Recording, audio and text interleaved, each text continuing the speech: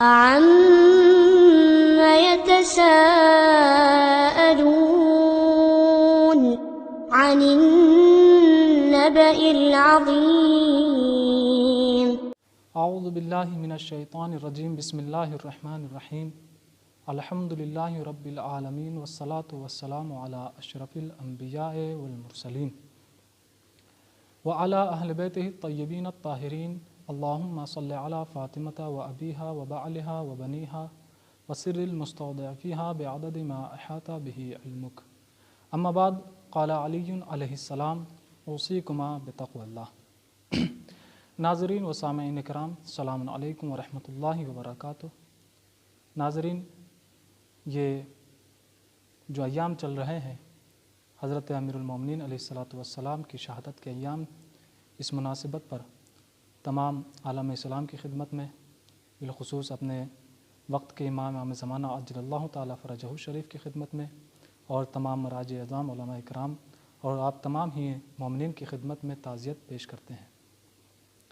اسی موقع پر ہم آپ کے سامنے آج اس مختصر سے وقت میں کچھ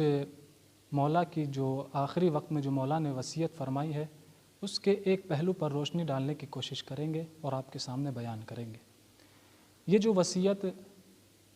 آپ کے سامنے ہم بیان کرنے جا رہے ہیں، اس کو نہج البلاغہ میں بھی سید رضی رحمۃ اللہ علیہ نے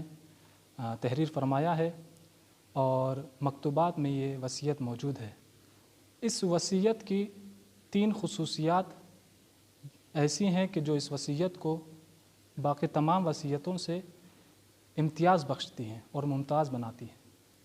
ان خصوصیات میں سے سب سے پہلی وصیت یہ ہے کہ یہ وصیت مولا نے ضربت لگنے کے بعد فرمائی ہے، اور دوسری خصوصیت اس وصیت کی یہ ہے کہ یہ وصیت صرف مولا نے زبان سے فرمائی نہیں بلکہ اس کو لکھوایا بھی ہے۔ اور تیسری خصوصیت کہ جو ہمارے اور آپ کے لیے بہت زیادہ اہمیت کی حامل ہے، وہ یہ ہے کہ یہ وصیت مولا کی وہ وصیت ہے کہ جو صرف امام حسن اور امام حسین کے لیے ہی نہیں، بلکہ مولا نے خود اپنے جملوں میں اور اپنے الفاظ میں اس کی تاکید فرمائی ہے کہ یہ میری وصیت ہر اس شخص کے لیے ہے کہ جس تک بھی میری یہ وصیت پہنچے۔ خود ابھی آپ انشاءاللہ سنیں گے کہ خود مولا نے کیسے جملوں میں فرمایا۔ مولا ارشاد فرماتے ہیں، امام حسن اور امام حسین سے مخاطب ہو کر کہتے ہیں کہ اوصیکما بتقوی اللہ، اے میرے لاڈلو، اے حسن و حسین، میں تم دونوں کو تقوی الہی کی وصیت کرتا ہوں۔ پھر آگے مولا فرماتے ہیں، مولا ارشاد فرماتے ہیں وَجَمِيعَ وَلَدِي،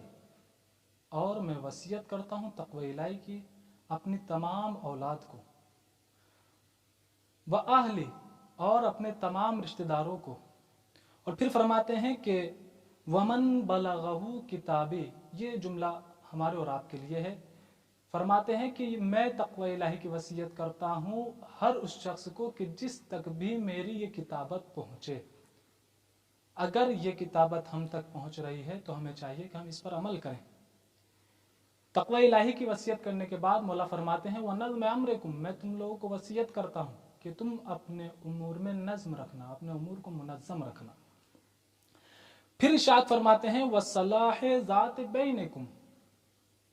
میں وصیت کرتا ہوں تم لوگوں کو کہ تم لوگوں کے درمیان میں اگر اختلاف ہو جائے تو اس کو صلح کراؤ، ان کے درمیان میں صلح کراؤ۔ پھر ارشاد فرماتے ہیں کہ فَإِنِّي سَمِعْتُ جَدَّاكُمَا، کیوں وصیت یہ صلح کی وصیت کیوں کی؟ مولا فرماتے ہیں فَإِنِّي سَمِعْتُ جَدَّاكُمَا، میں نے تمہارے جد رسول اکرم صلی اللہ علیہ وآلہ وسلم سے سنا، یقول، وہ فرماتے ہیں، کیا فرماتے ہیں؟ صلاح ذات البین افضل من عامت الصلاۃ والصیام، رسول اکرم ارشاد فرماتے ہیں کہ صلاح ذات البین، لوگوں کے درمیان میں اگر اختلاف ہو جائے ان کے درمیان میں صلح کرانا یہ بہتر ہے اور افضل ہے 1 سال کی نماز اور 1 سال کے روزے سے۔ آج اگر آپ دیکھیں ہمارے معاشرے میں تو بھائی بھائی کو برداشت نہیں کر پا رہا ہے، بیٹا باپ کو برداشت نہیں کر پا رہا ہے، بہن بہن کو برداشت نہیں کر رہی ہے، اور اختلاف ہوتا جا رہا ہے۔ تو اس اس مقام پر ہمارا اور آپ کا فریضہ یہ ہے کہ ہم ایسے لوگوں کے درمیان میں اگر دو دوستوں میں اختلاف ہو جائے، دو بھائیوں میں اختلاف ہو جائے، باپ بیٹے میں اختلاف ہو جائے، بہن بہن میں اختلاف ہو جائے، تو ہمیں چاہیے کہ ہم ان کے درمیان میں مولا، کیونکہ ہمیں مولا نے وصیت کی، تو ہمیں چاہیے کہ ہم ان کے درمیان میں صلح کرائیں۔ اور ناظرین آپ دیکھیں کہ صلح روایات میں موجود ہے کہ لوگوں کے درمیان میں اگر اختلاف ہو جائے، ان کے درمیان میں صلح کرانا اللہ کے نزدیک اتنا پسندیدہ عمل ہے، اور اللہ کو اتنا پسند ہے یہ عمل کہ اگر یہ صلح کرانے کے لیے دو لوگ اختلاف ہوئے لوگوں میں صلح کرانے کے لیے اگر کسی ایسے کام کا استعمال کیا جائے کہ جو عام حالات میں جائز نہ ہو، اگر ایسے کام سے جو وہ استفادہ کیا جائے تو وہ کام بھی جائز ہو جاتا ہے۔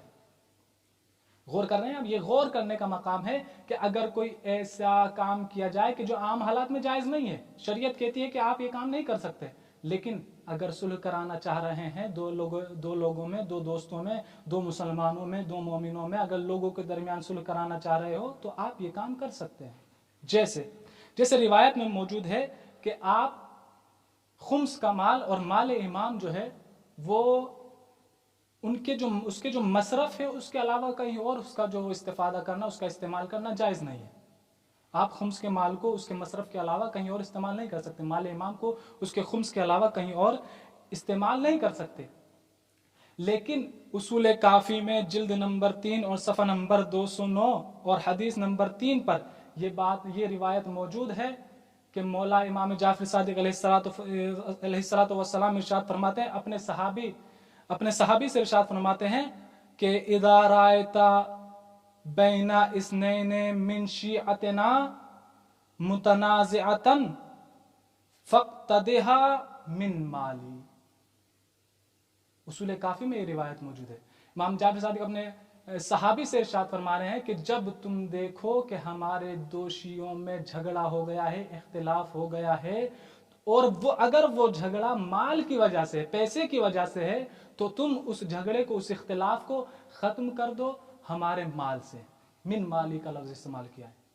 یعنی مال امام کا مصرف کہیں اور نہیں ہو سکتا ہے، لیکن اگر دو لوگوں میں اختلاف ہو جائے تو ہم وہاں پر اس کا جو ہے وہ استفادہ کر سکتے ہیں اور ان کے درمیان میں صلح کرا سکتے ہیں۔ اور یہ مولا کی حدیث ہے، اور ہمیں چاہیے کہ ہم اس پر عمل کریں تاکہ ہمارا معاشرہ ایک امن کا معاشرہ ہو، تاکہ ہمارے معاشرے میں کوئی اختلاف نہ ہو۔ آخر میں دعا گو ہیں پروردگار سے کہ پروردگار عالم ہمیں مولا کے اور دین پر عمل کرنے کی اور مولا کے فرامین پر عمل کرنے کی توفیق عنایت فرمائے۔ والسلام علیکم ورحمۃ اللہ وبرکاتہ۔